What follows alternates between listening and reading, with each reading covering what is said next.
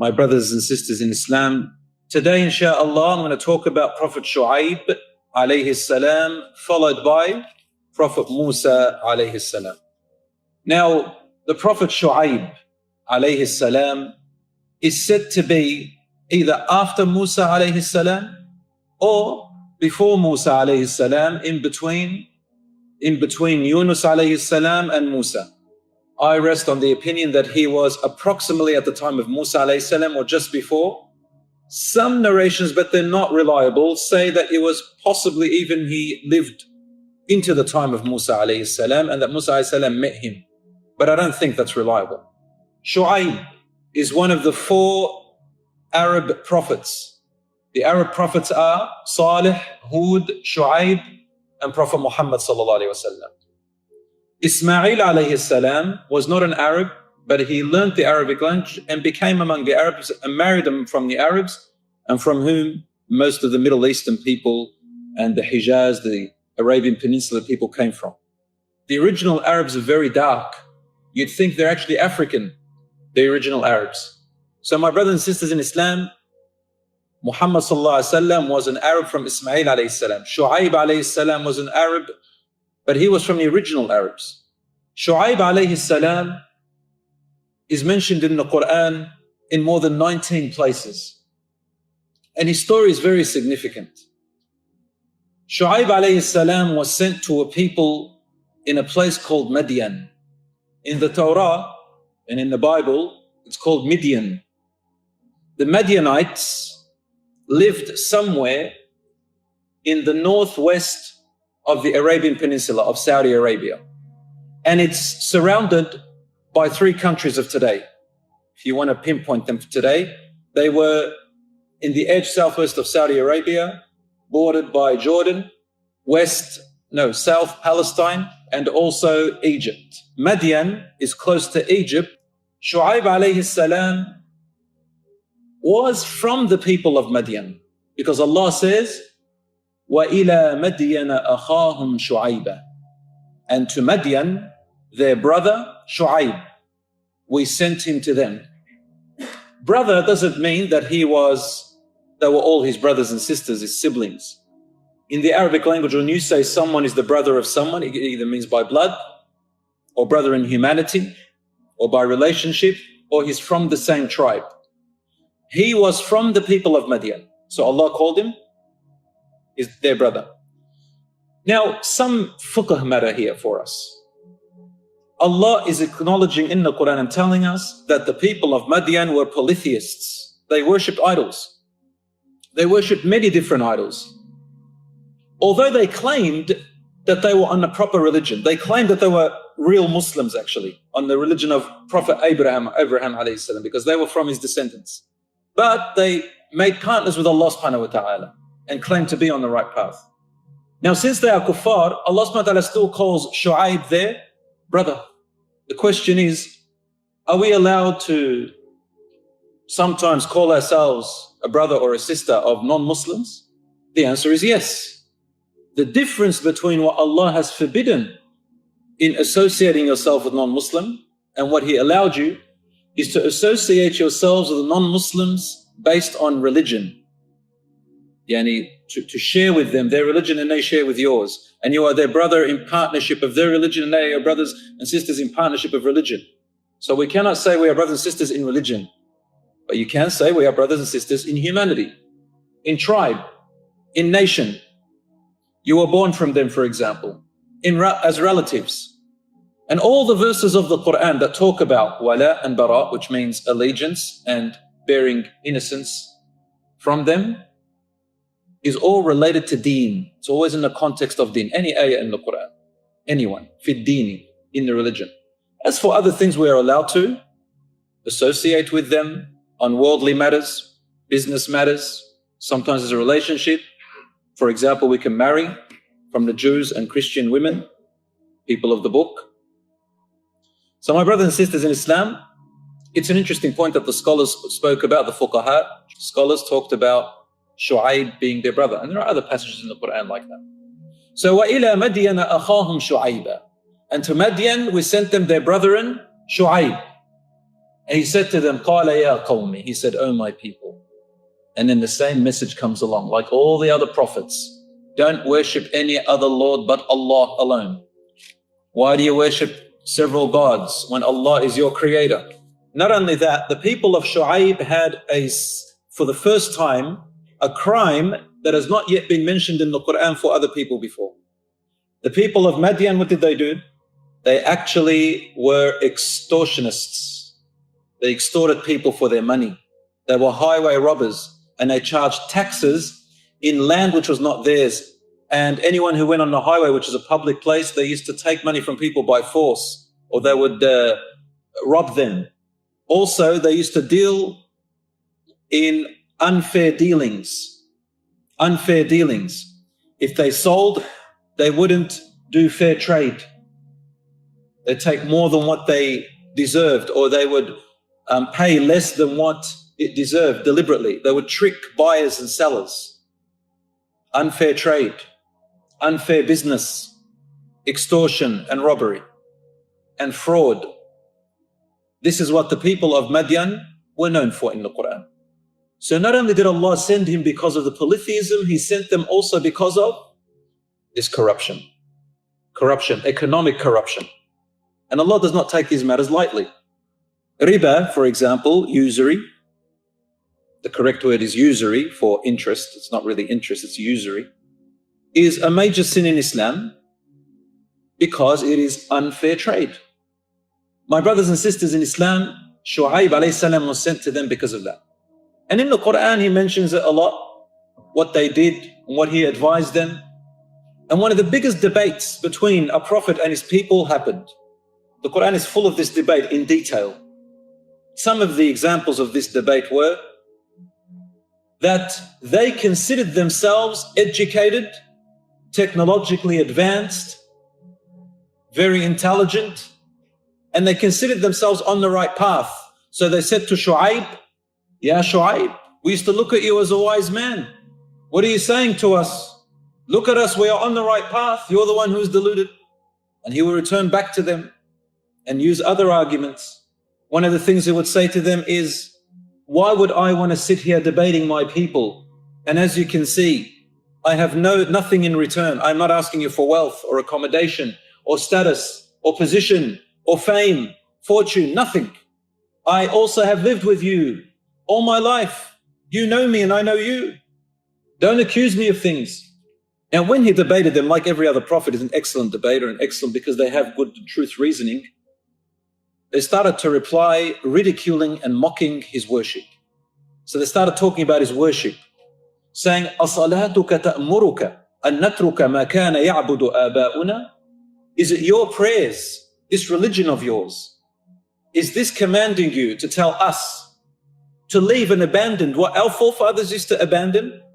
Wallahi, we see you nothing but a man gone crazy. You're deluded. They started mocking him with all these ways. These are the same debates that happen today in the world. There is nothing new about what the people of Shu'ayb used to do and say and what we say and do today in the 21st century, actually. The people of Shu'ayb were so similar to the people of today. And they also took pride in science, education, technology. But a civilization is not to take pride because of how technologically advanced it is. That doesn't mean anything. What a civilization should take pride on, proper, good, truthful civilization, a glorious and venerable civilization, is one who operates on justice, high values, and high morals. Most important is justice. These people had none of that. So all their technology meant nothing. You can see actually in northwest of Saudi Arabia, they still have their homes. They're similar to the people of Salih and Ad. They used to carve homes in their mountains. They inherited that technology from their forefathers. You can see their palaces and caves carved in mountains. So they had high advanced technology and equipment compared to their time. They prided themselves as being on the truth. Shu'ayb alayhi salam tried endlessly with them until finally they came with what all the other people came towards their prophets. They challenged him. فَأْتِنَا بِمَا تَعِدُنَا. Why don't you bring about what you are promising us of punishment and torture from your Lord? Come on, we're on the truth. What's going to happen to us? It's like today, we say, if you don't believe in God, we'll say, well, all this rubbish talk and all this nonsense, all this, you guys are off with the fairies. You know, this is not a proper argument anyway. Don't believe all this stuff. This is exactly what the people of Shu'ayb, this is the same arguments they used to tell him. Very modern arguments. So really, when we hear about that we are more advanced now, humanity has gone forward, honestly, we haven't. Not really, for those who really study it. I don't want to go into too much detail, but with our technological advancement, we are causing more corruption, more deaths, more disunity, more injustice, killing the environment, killing the atmosphere. The wealth is all in one place. A small percentage of the people of the world have the wealth, the rest of them in poverty, living on not more than 40 cents a day. Third world countries are the majority of the world. The money is shared among a bunch of people who can fit inside of a normal passenger plane. Where is the justice and the equality here? Where is the advancement of human civilization? There is nothing different than them and us today, really, except the buildings and the technology that we have. Brothers and sisters in Islam, when they said this to Shu'ayb, Allah subhanahu wa ta'ala said, فَحَقَّ عَلَيْهِمُ الْقَوْلِ. It was justifiably their choice to suffer the consequence as a result of their own action. And Allah says, وَمَا ظَلَمْنَاهُمْ وَلَكِنْ كَانُوا أَنفُسَهُمْ يَظْلِمُونَ. We did not oppress them, they oppressed themselves, just like the people before them. And so, my brothers and sisters, they challenged him with, they said to him, bring upon us all these different types of tortures and different punishments. Bring upon us the tornadoes, and bring upon us the earthquakes and the fire and whatever you're talking about. Subhanallah, Allah subhanahu wa ta'ala gave them exactly what they asked for. Not one or two types of punishments, but all sorts and colors of punishments as they requested. When Allah subhanahu wa ta'ala takes a people, He says in the Quran, وَإِذَا أَرَدْنَا أَن نُهْلِكَ قَرْيَةً. When we want or see that the destruction of a people is going to happen, when we want to do that, أَمَرْنَا مُتْرَ فِيهَا فَفَسَقُوا فِيهَا. We send messengers upon messengers to them. We send truths upon truths to them. We send all this clarity to them until it is as clear as the sun. And then they corrupt deliberately after knowing. فَدَمَّرْنَاهَا تَدْمِيرًا. And then we completely obliterate it. These were the people of before Muhammad sallallahu alaihi wasallam. And these people were the last of all the prophets whose people were destroyed, by the way. They were the last. Madyan. And when Allah knows that a people have no more benefit on earth and there is no more hope in them, He takes them back to Him. He hasn't really destroyed them, really. All He's done is, from where He brought them, He has taken them back. Then we say, Inna lillahi wa inna ilayhi raji'un. From Allah we came to Him, we shall return. And Allah says, Kullu man alayha fan. At the end of the day, everything upon this earth is going to perish. The universe and the earth is going to be destroyed and perish. And Allah says, وَيَبْقَى وَجْهُ رَبِّكَ ذُو الْجَلَالِ وَالْإِكْرَامِ. Only the face of your Lord will stay. Your Lord will stay and nothing else. كُلٌّ هَالِكٌ إِلَّا وَجْهَهُ. Everything will be destroyed except Allah. And then Allah brings us all back on a day of judgment.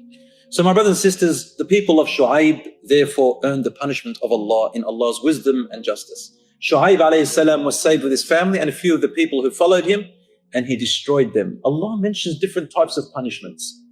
Earthquakes, volcanic eruptions, fire upon them that came out of the volcanoes, dust. And what happened to them was that they actually couldn't get out of their homes in time. The earthquakes and everything that happened made them stuck inside their homes overnight, and they couldn't even make it out of their own homes. They were buried inside their homes, buried and burnt. Some of them swallowed by the earth, gone. And Allah tells us about the story saying, go past. Can you see anything left of them? Take example of them or the other people.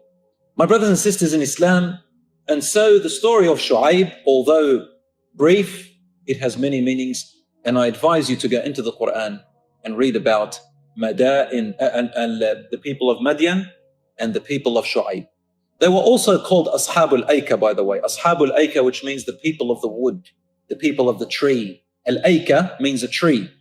And plural, if you want it, it's the woods. Can also mean Aika. Aika means woods or forest, but it also can mean one tree. And what they used to do was that they used to believe, and I want you to listen to this very carefully. They used to believe that wood, trees, forests, or trees had special significance spiritually. They believed that souls of their ancestors resided in them and that they could get blessings from these trees. They used to hang their utensils, their weaponry, their clothing sometimes, whatever they had, to seek blessings from these trees in what resides within them, spirits that reside within them. They believed in one God, but they made partners with Allah, and so they lost their way. And I think this is one of the places where universally people believe in knocking on wood when they are jealous of something, or when you have something nice and you want to talk about it and then you fear that people will give you the jinx, the eye, or something like that. They say knock on wood. Not only Muslims do, people, all walks of life do that, but it has nothing in our religion, nothing in Islam, or even in Christianity, or even in Judaism. But people made it up along the way, knock on wood, because they believe it's something special about it. Amazing though how advanced we are supposed to be today, and apparently we've evolved into a smarter being, yet we still believe in superstitious things. Some people still believe in the star signs. If you're born in a particular month, it means that you're like this or you're like that. So my brothers and sisters in Islam, such were the people before, and nothing really has changed today except our language, and the things we use are a little bit different. That's about it. The clothes we wear are a little bit different. That's all. We live in a world where you can be anything you want. Male, female, half, none, something else, we don't know what it is. Table, a chair, camera, non-existent, all good, because we've evolved, they say.